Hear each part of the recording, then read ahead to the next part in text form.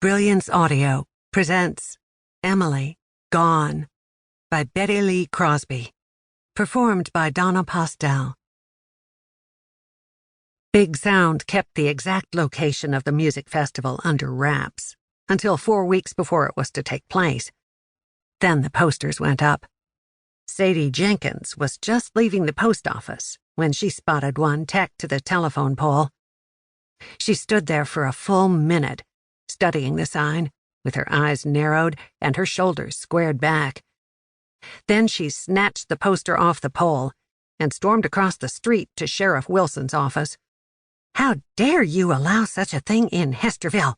she screamed, then continued her tirade without giving him time for an answer. The sheriff stood there unflinching, his chin jutted out and eyes steely as rollerballs. He waited until Sadie stopped for a breath. "Talk to the county commissioner," he finally said. "There's nothing I can do about it. The Baker farm is in an unincorporated area that's not part of the city. It's beyond my jurisdiction." Not willing to accept what she called a flimsy excuse, Sadie stood nose to nose with him and argued for a good half hour. Then she stomped out of the building, red-faced and looking as if she were ready to kill.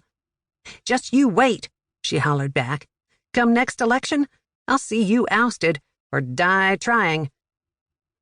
As a founding member of the Hesterville Women's League and chairwoman of several committees, Sadie's threat wasn't without weight. Before the week was out, she'd organized a protest march. The group, numbering almost 200, was mostly women armed with cardboard signs and banners made from painted bed sheets.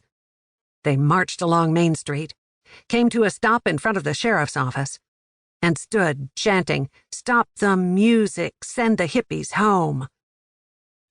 Sheriff Wilson's desk was directly across from the front window, so there was no way he could miss seeing the women. With his brows hooded and his mouth stretched into an angry-looking line, he pulled a stack of county bulletins from his inbox and started shuffling through them. As the noise of the shouts and catcalls got louder, reading became all but impossible. "These damn women are trying my patience," he grumbled. But he kept his head ducked. He allowed the demonstration to go on for almost an hour. Then one of the women splattered a tomato against the front window. "That's it," he snarled. Pulling the gun from his desk drawer, he slid it into his holster and stepped outside.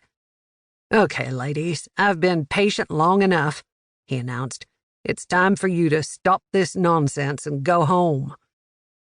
Claire Madison, who stood 2 rows back, yelled, "We want that music festival canceled, and we're not leaving until you do something about it."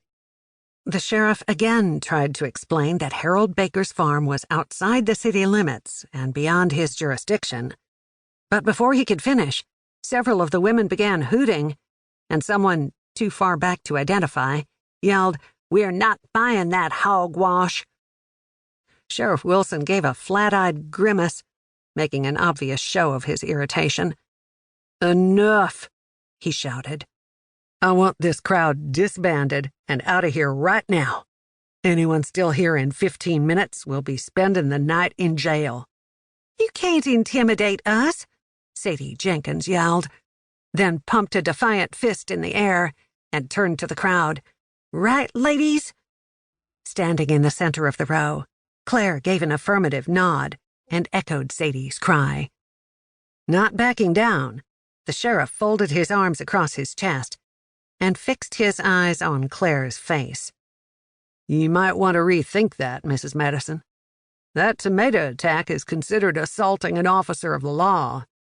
With Edward being the principal at the high school, I doubt he'd want the school board to know his wife's been arrested." His eyes scanned the crowd and came to rest on Bernice Turner. "And Mrs. Turner, what about Joe's job at the bank?" he said. "Do you think a banker wants to be seen visiting his wife in jail?"